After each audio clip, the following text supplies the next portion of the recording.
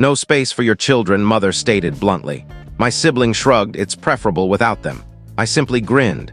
That evening, I took away every gift from beneath their tree. I responded, "Where you placed my kids? Nowhere." I stunned them when I declared. Last holiday season, my mother made it absolutely evident that my children weren't invited to her home.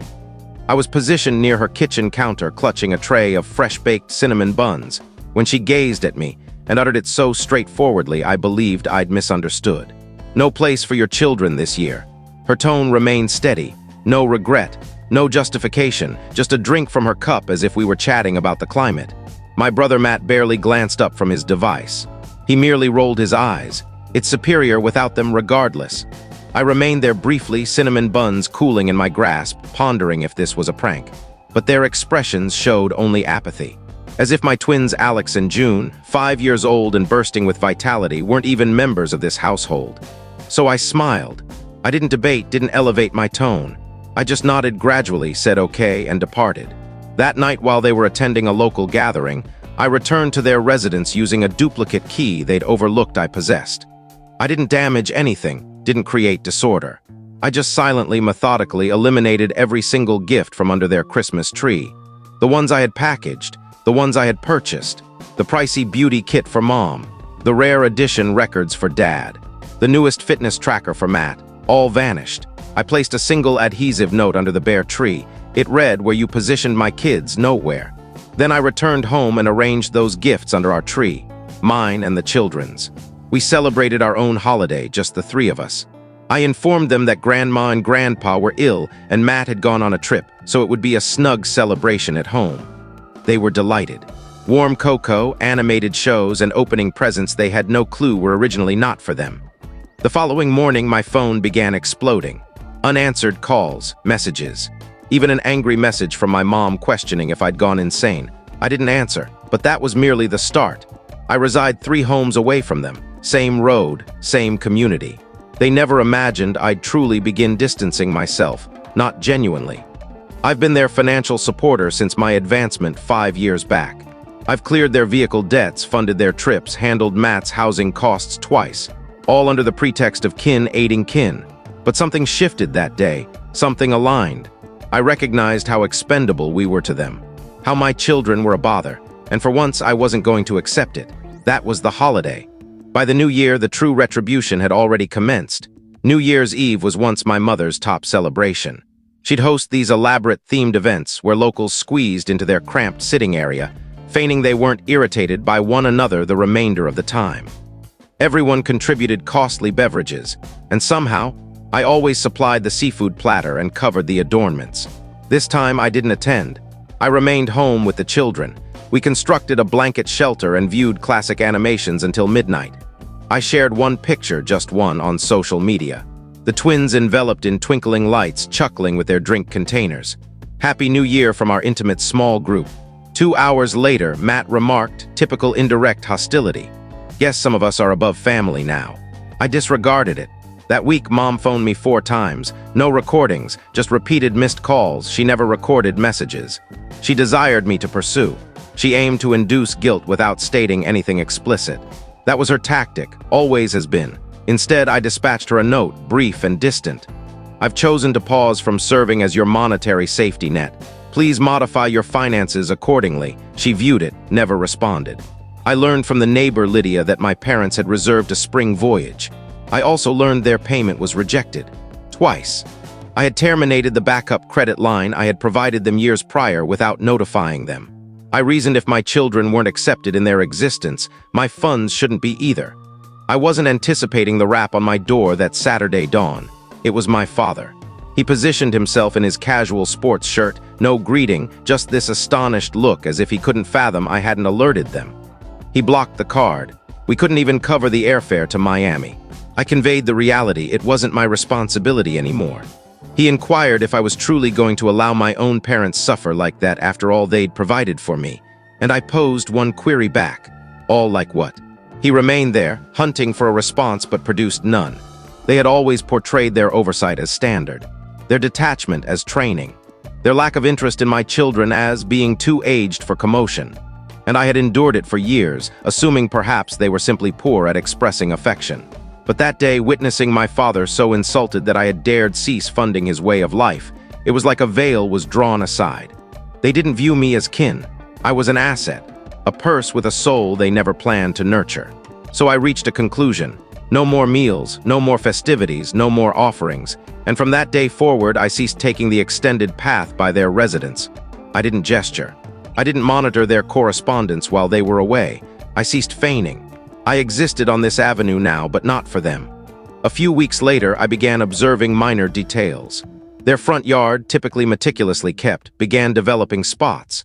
Weeds by the letterbox.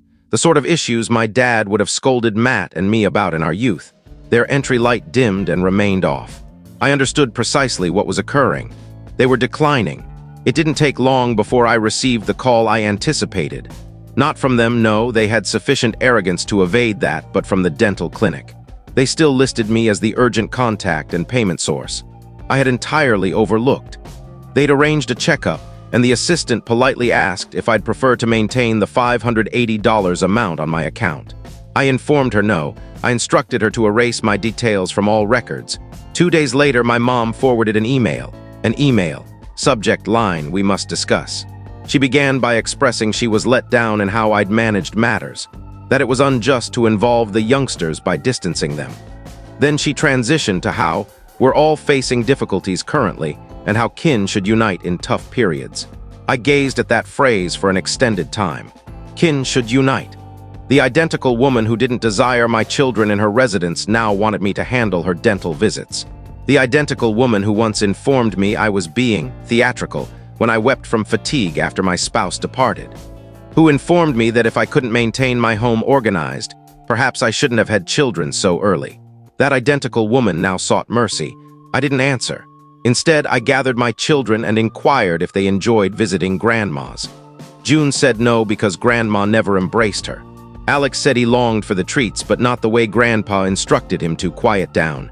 That was all I required. I removed them as friends on social media. I restricted their contacts.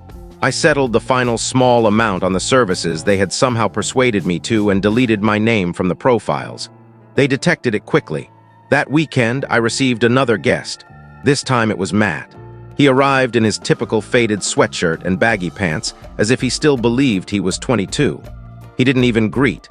Just dove into this monologue about how I was tearing the household apart and how I was behaving like some monarch because I had a solid position. I posed him one query. Have you ever once watched my children? Once. He didn't reply. He didn't need to. He departed angrily, grumbling something about me being unappreciative. I observed him go, gradually comprehending something I should have realized ages ago. They didn't genuinely like me. They liked what I provided them. They liked how useful I was, but I wasn't useful anymore.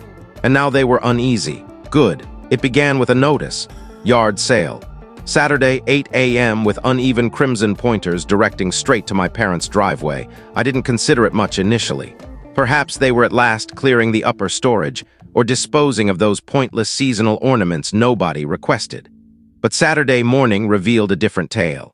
I was escorting the children to the playground, attempting to prevent Alex from gathering every flower in view when we went by their residence. I decelerated, nearly halted. They weren't doing seasonal tidying. They were vending everything. My mom's assortment of luxury purses, the ones she used to boast about before the locals, arranged on a collapsible surface like imitation bargains.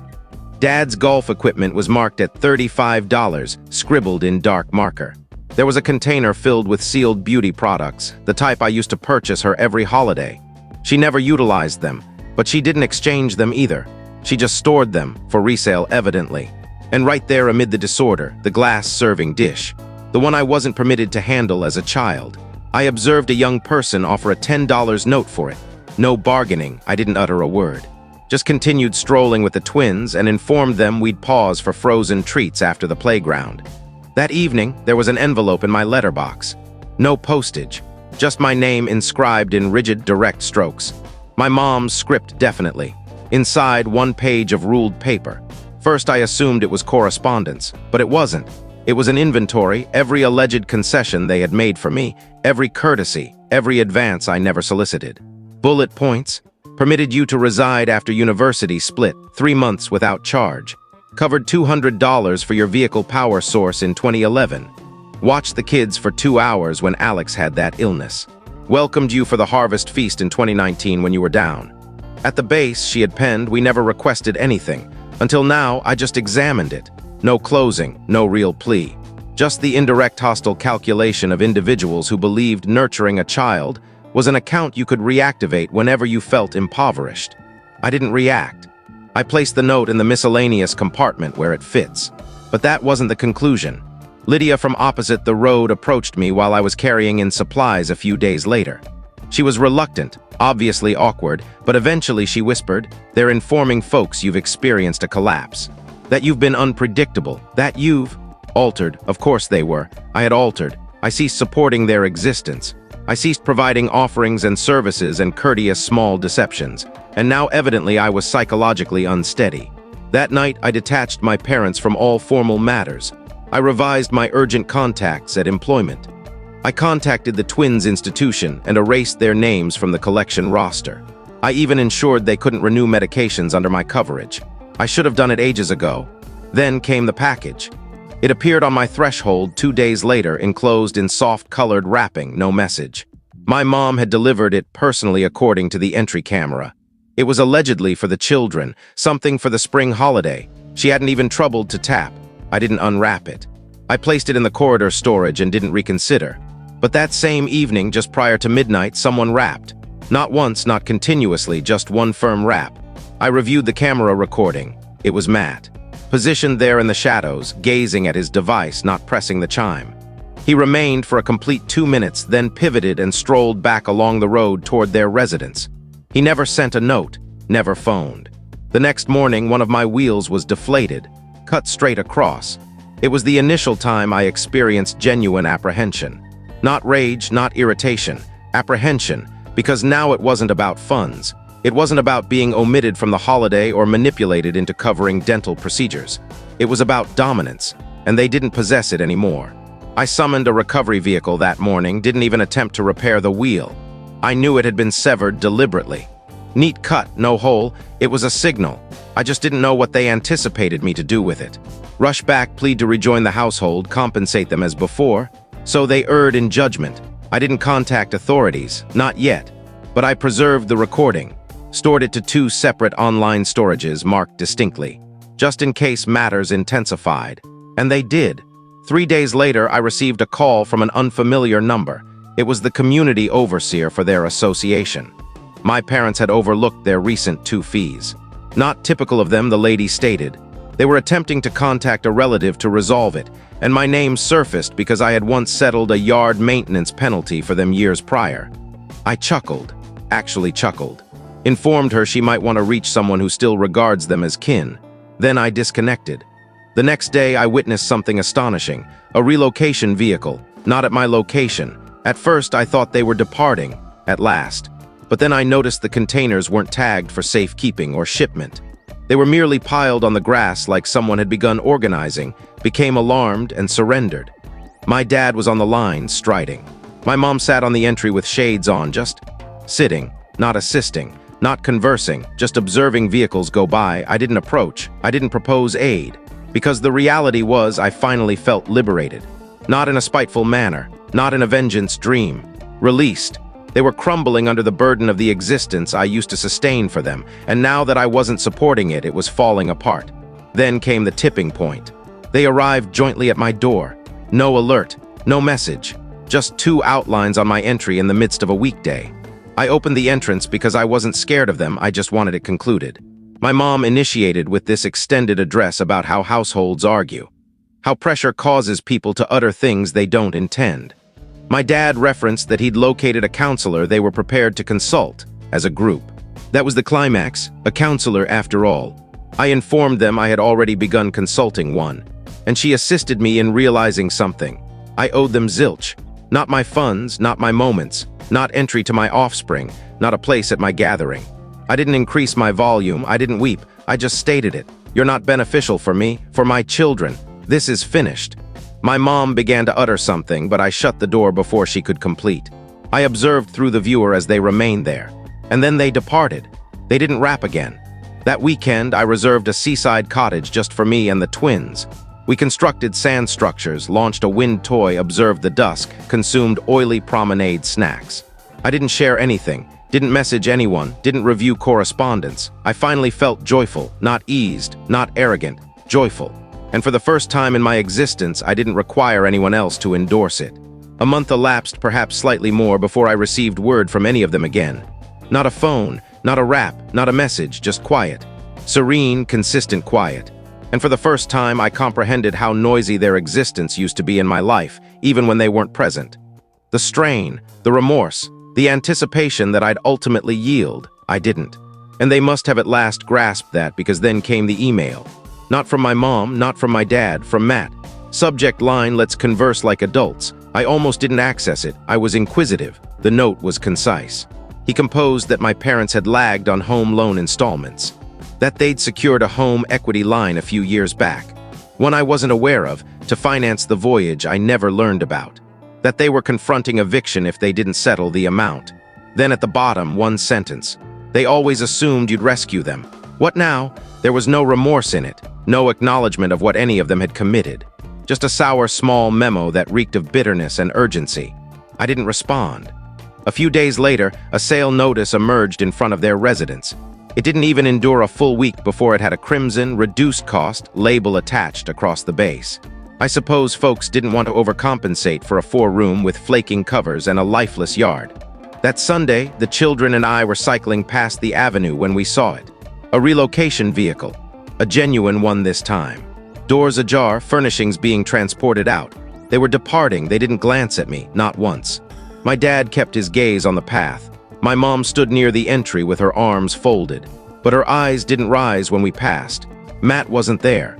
Perhaps he'd had sufficient of the spectacle too. The twins didn't even identify the residents.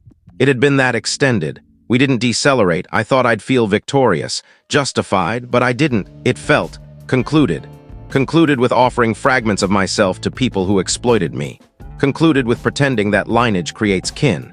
Concluded with awaiting them to transform into individuals they never aspired to be. That night, I sat in the family area with Alex and June consuming snacks, viewing some cartoon film they've watched countless times. They chuckled so intensely at one segment they scattered the snacks all over the carpet. A year prior, I would have exhaled, instructed them to tidy it. This time, I permitted them to laugh, permitted them to tumble in greasy disarray. I was finally the type of parent I'd always desired to be. Attentive, complete, unencumbered. There was no more letterbox worry, no messages to fear, no services anticipated, no packets filled with sentimental obligation, just me. My children, our existence. They relocated 3 communities away. I don't know where, I don't mind. They don't have my contact anymore. They don't know the children's institution. They don't even know where I employ. I ensured that. My children will mature protected from their detachment. They'll never again sit silently in someone's residence feeling undesired. They'll never think affection must be gained through concession. They'll never evolve into who I had to forget. I terminated a heritage of sentimental obligation, and it cost me nothing I ever required.